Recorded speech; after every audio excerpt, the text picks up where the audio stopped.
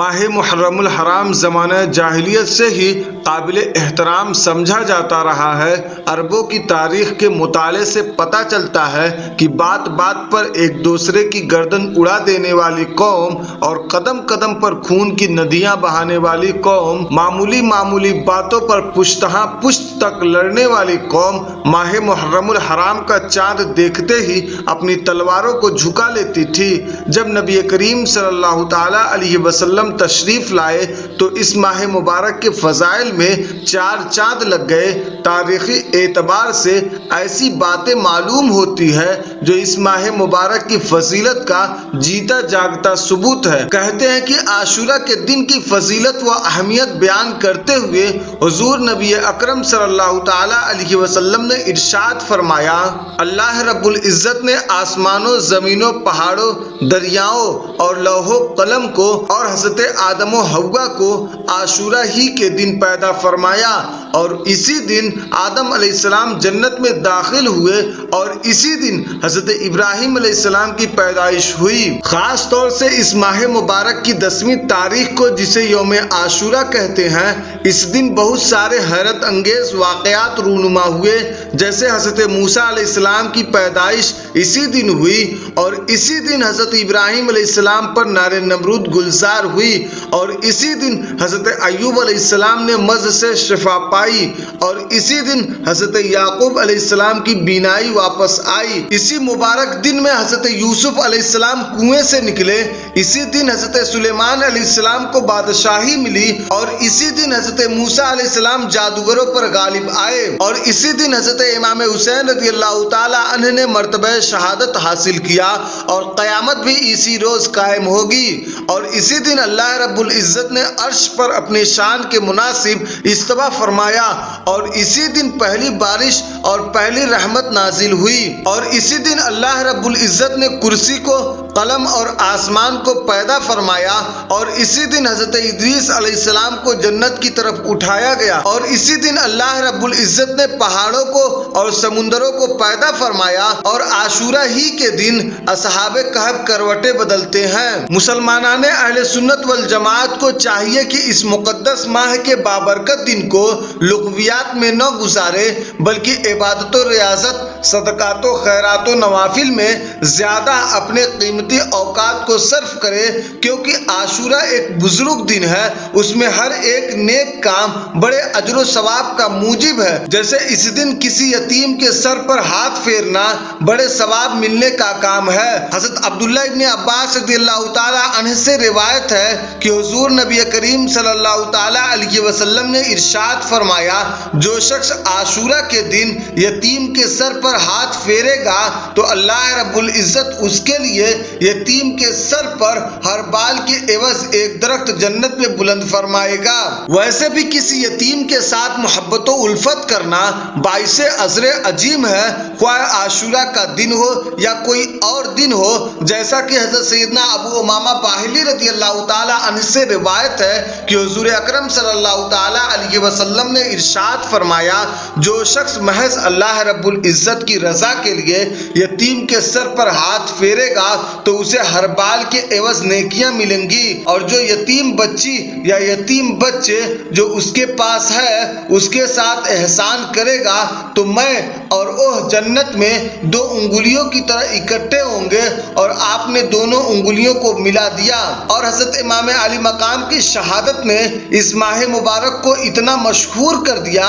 کہ جتنا کبھی نہ تھا۔ آج پوری دنیا میں ماہ محرم الحرام کا چاند دیکھتے ہی ایک انقلاب برپا ہو جاتا ہے۔ حضرت امام حسین رضی اللہ تعالیٰ عنہ کی یاد مسلمانوں کو تڑپا دیتی ہے۔ یہ الگ بات ہے کہ بعض احمق غلط طریقے سے یاد مناتے ہیں اور ایسے غیر اسلامی کام کرتے ہیں کہ جس سے خود امام علی مقام کی روح کو تکلیف پہنچتی ہوگی۔ اللہ رب العزت کی بارگاہ میں دعا ہے کہ ایسے لوگوں کو عقل سلیم عطا فرمائے اور وہ کام کرنے کی توفیق بخشے جس سے سرکار امام علی مقام رضی اللہ تعالیٰ عنہ اور ان کے جانثار ساتھیوں کی روحیں خوش ہوں۔ سچ پوچھیے تو ماہ محرم الحرام ہم کو یاد دلاتا ہے حسینی عزم و ہمت کی، دشمن کے مقابلے میں بے باکی اور جواں مردی کی عظیم الشان مثال دیکھنا ہو تو کربلا کے میدان میں دیکھو۔ تاریخ اپنے اندر تمام جلووں کو سمیٹے ہوئے ہے۔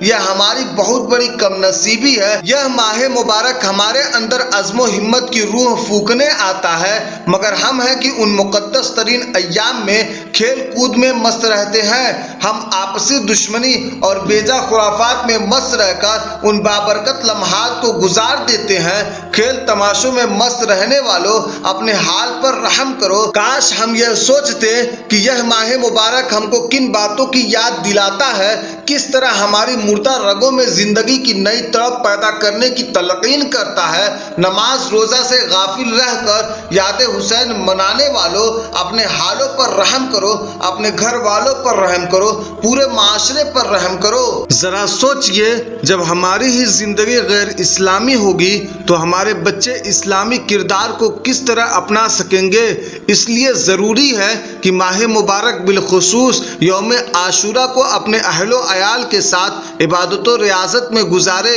اور اچھے کام کرے، لغویات سے بچے۔ خاص طور سے عاشورہ کے دن یہ کام ضرور انجام دے۔ پہلا یہ کہ عاشورہ کے روز غسل کرنا مرض و بیماری سے بچاؤ کا سبب ہے، جیسا کہ حضور اقدس صلی اللہ تعالیٰ علیہ وسلم نے ارشاد فرمایا، جو شخص عاشورہ کے روز غسل کر لے تو کسی مرض میں مبتلا نہ ہوگا سوائے مرض موت کے۔ دوسرا، عاشورہ کے روز گناہوں اور معاصی سے توبہ کرنی چاہیے۔ اللہ رب العزت اس کی توبہ قبول فرماتا ہے۔ حضرت موسیٰ علیہ السلام پر وحی نازل ہوئی اور حکم ہوا، اپنے قوم کو حکم دو کہ وہ 10ویں محرم کو میری بارگاہ میں توبہ کرے، اور جب 10ویں محرم کا دن ہو تو میری طرف نکلے، یعنی توبہ کرے، میں ان کی مغفرت فرماؤں گا۔ تیسرا، عاشورہ کے روز آنکھوں میں سرما لگانا آنکھوں کی بیماریوں کے لیے شفا ہے۔ حضور اقدس صلی اللہ تعالیٰ علیہ وسلم ارشاد فرماتے ہیں کہ جو شخص عاشورہ کے روز عصمت کا سرما آنکھوں میں لگائے تو اس کی آنکھیں کبھی نہ دکھیں گی۔ اور ملا علی قاری رحمۃ اللہ تعالیٰ علیہ فرماتے ہیں کہ عاشورہ کے روز آنکھوں میں سرما لگانا خوشی کے اظہار کے لیے نہیں ہونا چاہیے، کیونکہ یہ قارضی لوگوں کا فعل ہے کہ اس میں خوشی کا اظہار کرتے ہیں، بلکہ حدیث پاک پر عمل کرنے کے لیے آنکھوں میں سرما لگانا چاہیے۔ چوتھا، عاشورہ کے روز اپنے اہل و عیال کے واسطے گھر میں وسیع پیمانے پر کھانے پینے کا انتظام کرنا چاہیے، تاکہ اللہ رب العزت اس گھر میں سارا سال وسعت فرمائے۔ جیسا کہ حضرت عبداللہ ابن مسعود رضی اللہ تعالیٰ عنہ سے روایت ہے کہ رسول کریم صلی اللہ تعالیٰ علیہ وسلم نے ارشاد فرمایا، جو کوئی عاشورہ کے دن اپنے اہل و عیال پر نفقہ پر وسعت کرے گا تو اللہ رب العزت اس پر سارا سال وسعت فرمائے گا۔ حضرت سفیان ثوری رحمۃ اللہ تعالیٰ علیہ فرماتے ہیں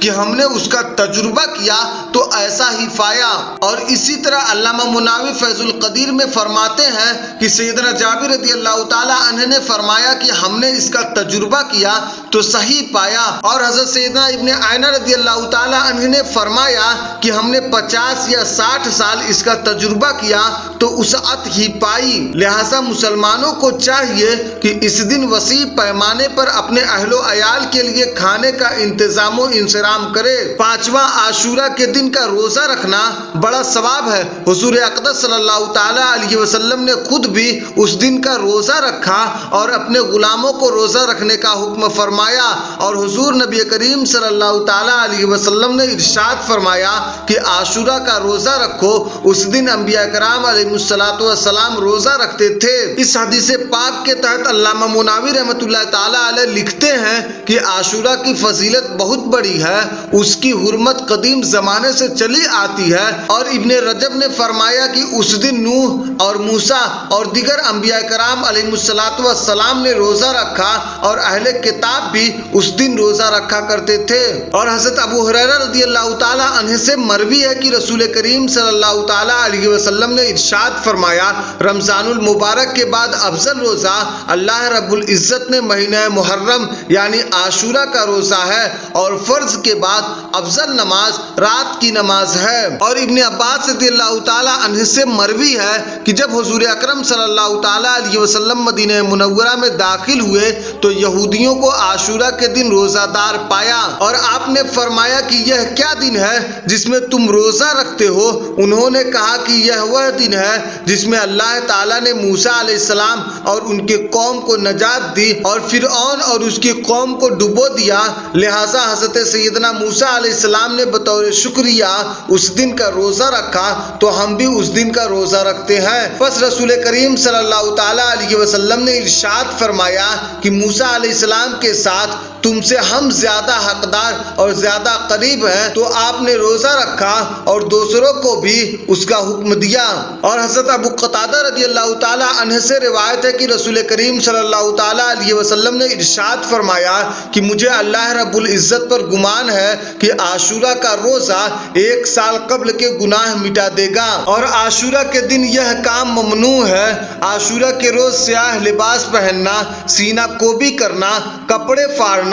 بال نوچنا، نوحہ کرنا، پیٹنا، چھری چاقو سے بدن زخمی کرنا جیسا کہ رافضیوں کا طریقہ ہے، ایسے کاموں سے اجتناب کرنا چاہیے۔ حضرت عبداللہ ابن مسعود رضی اللہ تعالیٰ عنہ سے روایت ہے کہ حضور صلی اللہ تعالیٰ علیہ وسلم نے ارشاد فرمایا، ہمارے طریقے پر وہ نہیں ہے جو رخساروں کو مارے اور گریبان پھاڑے اور پکارے زمانے جاہلیت کا پکارنا۔